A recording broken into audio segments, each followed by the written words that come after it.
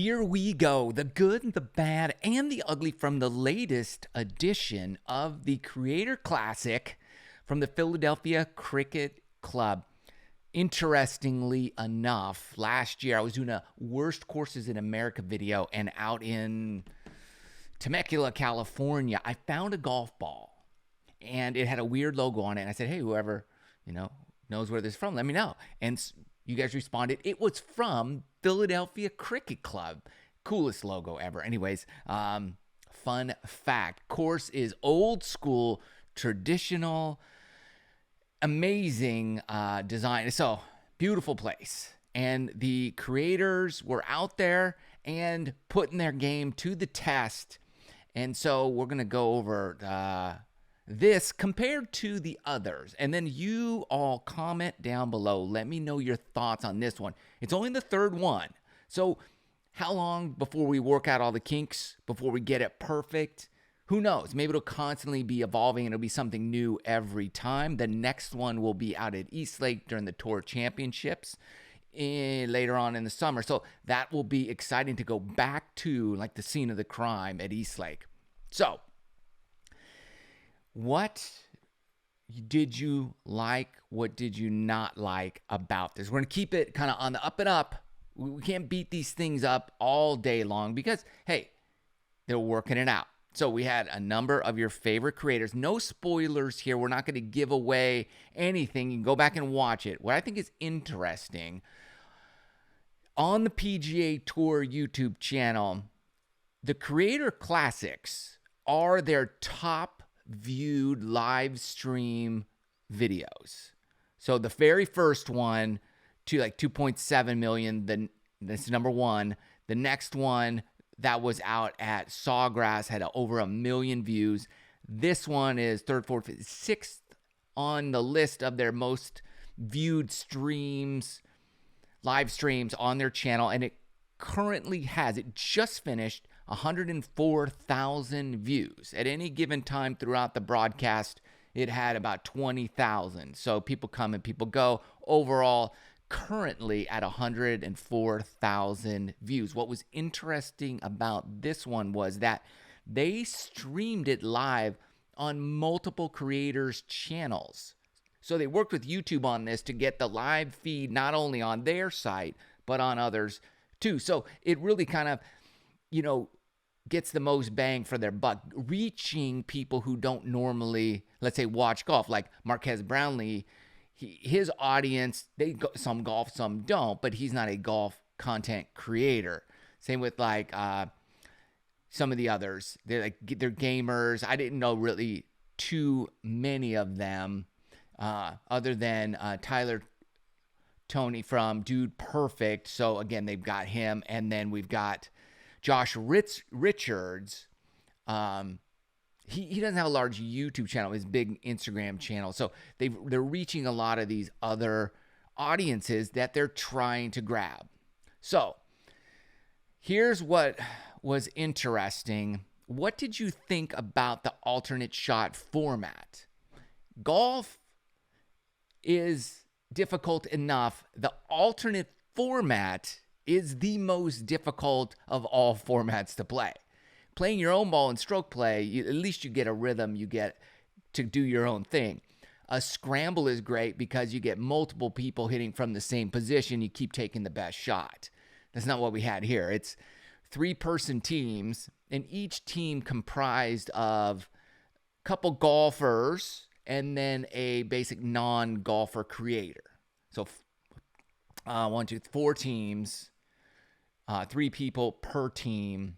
And you get it. And so you alt shot. One person hits the drive, the next person hits the next shot, and you alternate throughout the hole. And then the next hole, it would be the next person hits the tee shot. So you can't always have the same person hitting the tee shot. You alt tee shots as well. So what did you think of that? That's a tough format. Over under on how many balls were played from the wrong fairway. What was that? What was the number there? I lost track. There was a lot of that going on, a lot of bad shots. And so I was wondering for guys like Sean Walsh, Brad Dahlke, like the top tier Brad Dahlke, he was runner-up at the U.S. Amateur one year. Sean Walsh, professional player, mini tour. Like, these guys are pros.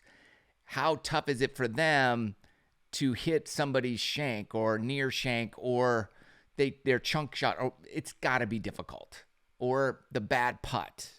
And then their game is tricky around the greens because who's following them directly impacts their play. So even there was a putt, like Brad Dahlke's hitting a putt, you could tell he's like, I don't want to leave Eric Anders Lang with, and so he kind of manipulates his putting stroke and makes it a little not as aggressive or whatever as it normally is because he's thinking about the next guy who's not that great. I was reading a lot of the comments as we're coming along the scroll there on the PGA Tour live feed, and there was, a lot of people saying that the true colors, the truth is being revealed about YouTube golfers. And I play with a lot of YouTube golfers. I play all my shots. The guys I play with, we typically play all our shots. There's a very rare instance where these guys are, manipulating. So I don't know about the players here. For the most part, I think they're legit. I played with Josh Kelly. He's legit, so I know that. And the good guys, I've talked with their CEO. They take all their shots. So these guys aren't faking stuff for the most part. Some of the other people, I don't know, but you let me know what you think. I know the comments were saying a lot of that. So what did you like? I really liked the team format. They were in teams of 3. I like that. It kind of gives anybody a chance to win. It brings those higher handicap players into a competitive team to where they have an opportunity to win. And that's a good thing, I think, is that team environment. And with other Creator Classics in the future or other iterations of this from other entities that are coming out, I think the team element is really going to shine. So that was good. I did like that. I like the course they played at. I like the pace they played at. This was faster than the last one. They started at 1 o'clock. At 3 hours, we're done. It's not 5 hours. That extra 2 hours is a rough one. So 3 hours, we're done. It moved a lot better. And the players that played seemed to play faster than, let's say, the last time at Sawgrass. There were some slow players out there. So let me know your thoughts on that. But those are the things I really liked about this particular version of the Creator Classic. There's always going to be thoughts and ideas about who should go and who shouldn't be there that is there. And I'll leave that to you guys. It's clear that they've brought in some new people. They brought back some people from before. So they're mixing it up, shuffling in and out. I think what I missed and what we haven't seen yet, and I think the duels from Live Golf in Miami, they got the closest, in my opinion, because it was edited. But what I'm looking for is a live event like this, team style, where we get to keep the essence of YouTube golfers.